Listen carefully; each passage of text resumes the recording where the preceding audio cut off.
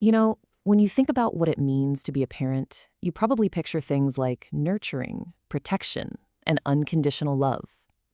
But in the animal kingdom, well, the rules for raising the next generation can be shockingly brutal. And sometimes the most successful parents look a whole lot like the worst. Yeah, it's a tough question, right? Because nature doesn't really operate on sentiment. It operates on survival. So today, we're going to explore some animals that seem to break every single rule of parenting we hold dear, all in the name of making sure their genes get to the next round. It's a world where tough love is taken to a whole new and often lethal extreme. So, here's what we've got lined up. We'll start with animals that leave their young to fend for themselves almost immediately. Then we'll look at the cold, hard math of sacrificing some offspring for the good of the others. We'll also explore the con artists of the animal world who trick others into raising their kids. And finally, we'll try to reframe what it really means to be a good parent in the wild. First up, let's dive into a strategy that, honestly, seems like the ultimate act of neglect. But for these animals, walking or swimming is the only path to their offspring's survival. So meet the harp seal pup. After an 11-month pregnancy, the mother gives birth on the ice and forms this intense bond with her pup for a grand total of, get this, 12 days. After that, she's gone. Forever. How is that even possible? Well, the secret lies in this one number, 50%. That is the staggeringly high fat content of the mother's milk. Think of it as the ultimate energy drink, designed for just one thing: rapid weight gain. To put that in perspective, human milk has about 4% fat. Harp seal milk is basically liquid energy. This superfuel is the mother's parting gift, and it's absolutely crucial for what's about to happen next. Okay, so in just those 12 days, the pup quadruples its body weight, going from about 9 kilograms to 36. Then the mother just turns around, returns to the sea, and leaves the pup all alone. For the next 6 weeks, this little baby has to survive on its fat reserves, teach itself to swim and hunt, and somehow avoid predators. It's an incredibly brutal start, and yeah, about 30% of them don't make it. Now, let's go from the Arctic ice to the mountains of Chile. Our next parent also believes in a quick goodbye, but the Andean iguana leaves behind something, well, something truly unique. So for the first 48 hours, the mother is right there, she's attentive. Then she gets ready to leave. But first, she provides a little parting gift, a pile of her own droppings. And yes, you heard that right. This gift is actually packed with essential microbes the babies need to digest plants later in life. It's their first and most important meal. She then seals them inside the den for protection and just walks away. Parental duties complete. Okay, so we've covered abandonment. Now we're moving on to something even more shocking. Some parents don't just leave their young. They make a conscious and, frankly, cruel calculation to actively eliminate them. You know the stork, right? The bird from all the stories that delivers babies to happy families. The reality, however, is much, much darker. Storks are actually some of the most ruthless parents out there when it comes to managing resources. I mean, listen to this. If food is scarce or one chick is weaker than the others, the mother doesn't just let it starve. No, she takes matters into her own beak.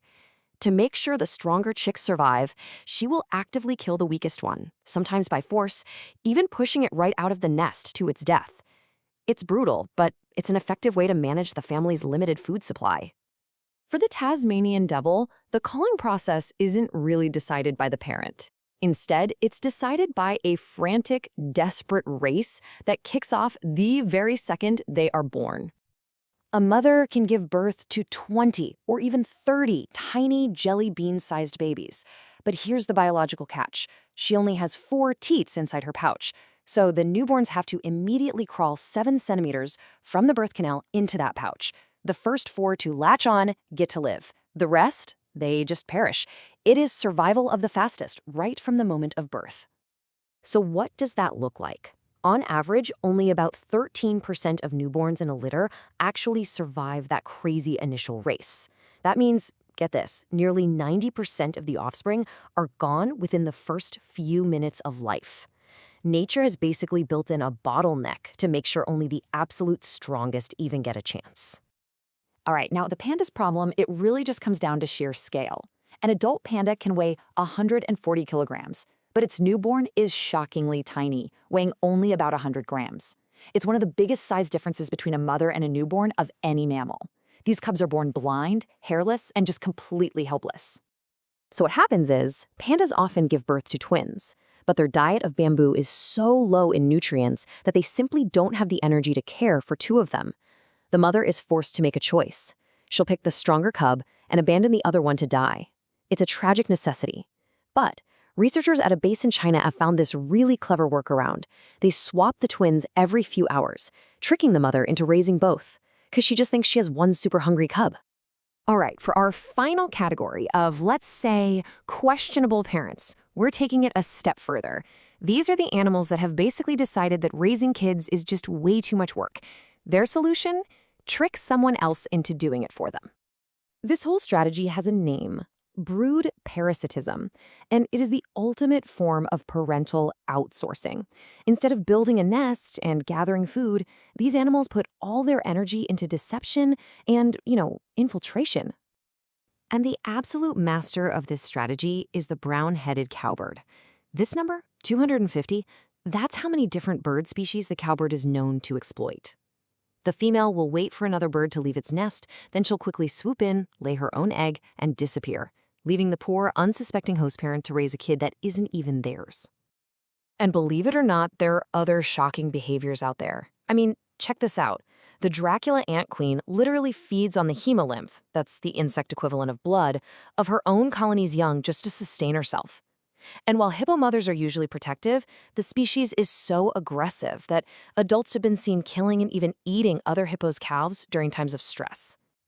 So, let's bring this all together. After seeing all of this, abandonment, infanticide, deception, it's really easy to just slap a bad parent label on these animals. But that's us looking at a very, very different world through our own human lens. Here's the real takeaway. None of this is about cruelty or a lack of love. It is all about the cold, hard calculus of evolution.